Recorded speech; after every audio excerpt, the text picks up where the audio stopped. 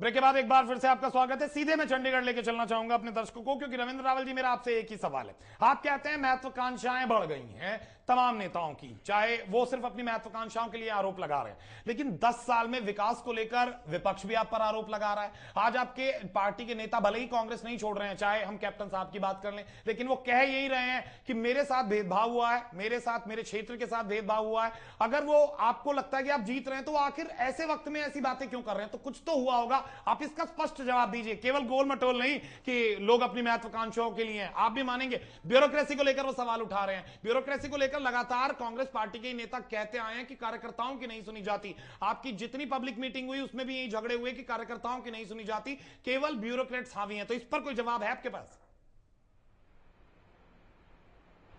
विक्की, जहां तक आपने बात की, कैप्टन साहब ने बात की क्षेत्र के भेदभाव की, आप ये देखिए कि किसके कार्यकाल में वहां गुड़गांव डिफेंस यूनिवर्सिटी बनी, मीरपुर में यूनिवर्सिटी बनी, उस ट्रेन में खुद बैठ के आए कैप्टन साहब, जो रेवाड़ी से रोहतक तक चली, और उनके क्षेत्र का, पूरे अहीरवाल का, पूरे दक्षिण हरियाणा का विकास हुआ। कैप्टन साहब से पहले आपके दिग्गज नेता राव इंद्रजीत भी उसी क्षेत्र में भेदभाव की बात करके आपकी पार्टी छोड़ चुके हैं। मेरी बात आप सुनो। जब राव इंद्रजीत ने बात उठाई थी, कैप्टन साहब पहले व्यक्ति थे जिन्होंने कहा कि राव इंद्र सिंह जी झूठ बोल रहे हैं, मेरे क्षेत्र का सबसे ज्यादा विकास हुआ है। सबसे पहले इन्होंने कही थी ये बात।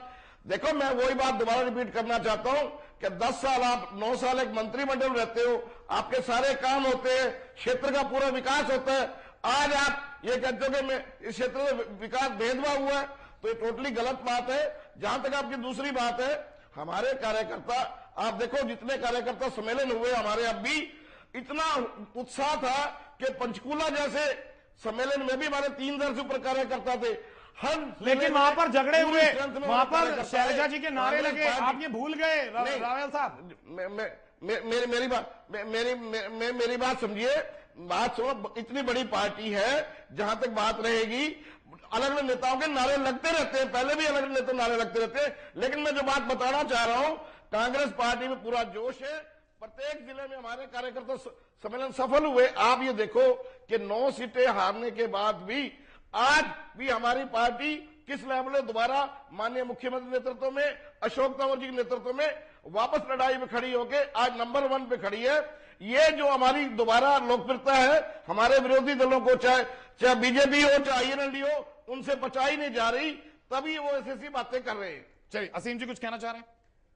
देखिए, मैं कहना चाहूंगा कि कांग्रेस वाले अभी इस समय यही कंफ्यूज हैं कि वो हमें गालियां निकालें या खुद अपने नेताओं को गालियां निकालें। अभी बार बार रावल साहब कभी तो याद कराते हैं कि इंद्रजीत जी के समय यादव जी कहते हैं, अजय जी, कि बहुत विकास हुआ। आज उनको कैप्टन अजय यादव को याद कराना पड़ रहा है कि भाई विकास हुआ है। इनकी सबसे पहले एक मॉनिटर लगा के इनकी ट्यूशन लगाइए और उसके बाद इनको विधानसभा के चुनावों में उतारिए। मेरे को एक चीज याद आ रही है, वो किसी ने कहा है कि जिंदगी भर तेरा साथ नहीं छोड़ूंगा, जिंदगी भर तेरा साथ नहीं छोड़ूंगा, बस तेरे दामन में बैठ के तेरे को बर्बाद कर दूंगा।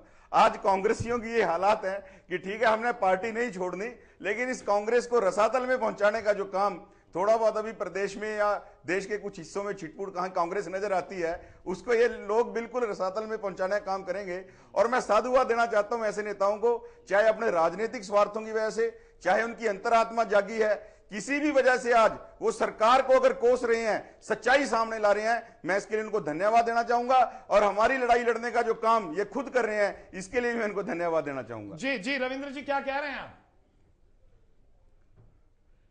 मैं असीम जी जो बात कर रहे हैं, असीम जी को इतने खुश हो रहे हैं, असीम जी को अपना सारा पता लग जाएगा। हमारी लोकतांत्रिक पार्टी है, कुछ ना कुछ बातें होती रहती हैं, लेकिन मैं आपके चैनल के माध्यम से यादव साहब को ये बताया है भाई, अगर आप इतना विकास माननीय मुख्यमंत्री नेतृत्व में आपके इलाकों में सब चीजें हुई है, तो ये आज जो बातें उठा रहे हैं उसका कोई मतलब। जहां तक बीजेपी की बात है, बीजेपी तो, हमारी पार्टी तो टकटकी लगा के बैठी है, ना इनके पास नेता है, ना नीति है, ना इनके पास चुनाव जाने के लिए कैंडिडेट भी इनके पास नहीं है।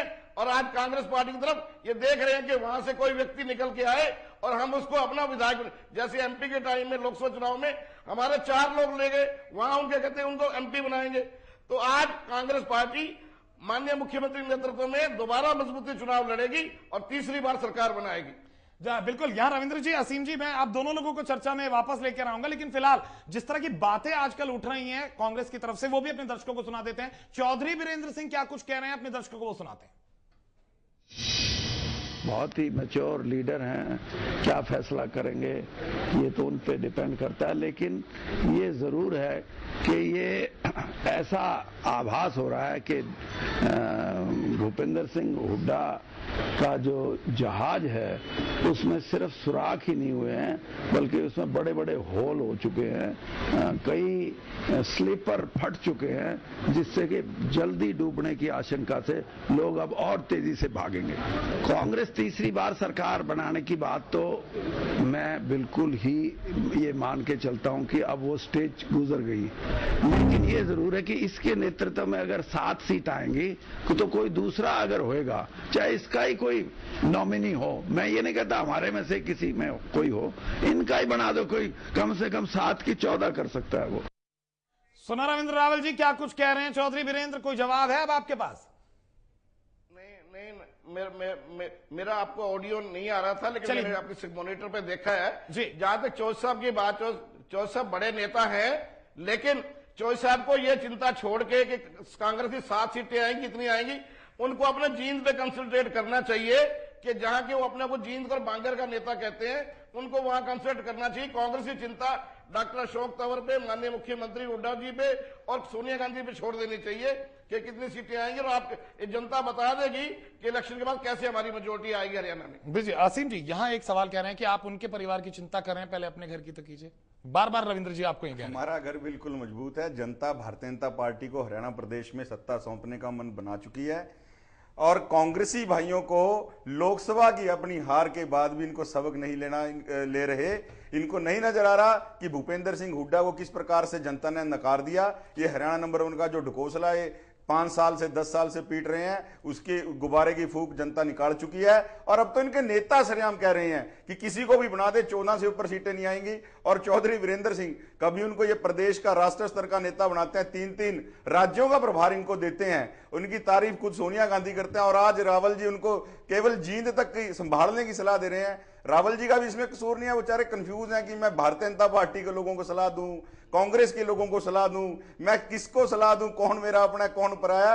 इस समय कांग्रेस के लोगों के अंदर ही जबरदस्त इतनी फूट है।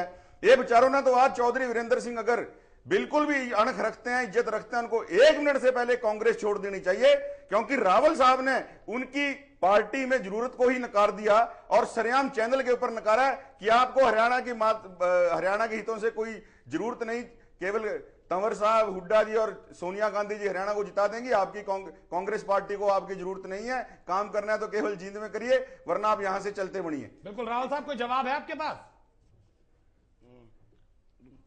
नहीं, मैंने जो बात कही है, मैंने ये कहा कि कांग्रेस की सीटें 7 आएंगी या 70 आएंगी, इसके लिए देखने के लिए माननीय मुख्यमंत्री जी बैठे हैं, तंवर साहब है, सोनिया गांधी जी है। इसको कहने वाले वीरेंद्र सिंह जी कोई नहीं होता कि 7 सीटें आएंगी। मैंने ये कहा है कि उनको अपने क्षेत्र में, जिसको बार बार बांगर की चौधर बांगर का नेता कहते हैं, उस पर ध्यान देना चाहिए। और जहां तक असीम जी की बात है, अरे भैया आप अपनी पार्टी संभालो। उत्तराखंड में भी क्या हुआ आपके साथ? 3 सीटें कांग्रेस जीत गई। कांग्रेस सारे देश में रिवाइवल पे है, और पहला उसका रिजल्ट हरियाणा में आएगा। हम दोबारा मेजोरिटी सरकार बनाएंगे यहाँ पे। बिल्कुल असीम जी, कहीं ना कहीं उत्तराखंड के जो नतीजे आए हैं उसने बीजेपी पर सवाल तो खड़े किए हैं, उसका कोई जवाब है आपके पास? देखिए, मैं इसमें मेरी पर्सनल राय है कि पार्टी की उसके ऊपर मैं राय नहीं रख रहा, मैं अपनी पर्सनल राय रख रहा हूं। जो देखिए क्लीन स्वीप हमें उत्तरांचल की जनता ने लोकसभा के चुनावों में दिया, हम 5 की 5 सीटें जीते। मेरे को कहीं ना कहीं यह लगता है कि हमारे सारे वरिष्ठ नेता जो सांसद बन के दिल्ली आ गए, चाहे उनमें हमारे मुख्यमंत्री हो तीनों, माननीय खंडूरी जी, निशंक जी और कोश्यारी जी, तो कहीं ना कहीं एक उत्तरांचल को संभालने में दिल्ली आने के समय में कोई एक हमसे कहीं ना कहीं शायद चूक हो गई लगती होगी। और बाई इलेक्शन की बात है, क्योंकि हरीश रावत जी को सीधा सीधा अल्टीमेटम दिया हुआ था कि अगर आप उत्तरांचल में अच्छा नहीं कर पाए तो आपको हटा देंगे। तो बाई इलेक्शन में किस प्रकार का काम होता है आप समझ सकते हैं। हरीश जी ने इसको प्रतिष्ठा का चुनाव बनाकर ये इन प्रकरण जीतने वाली जो बात थी।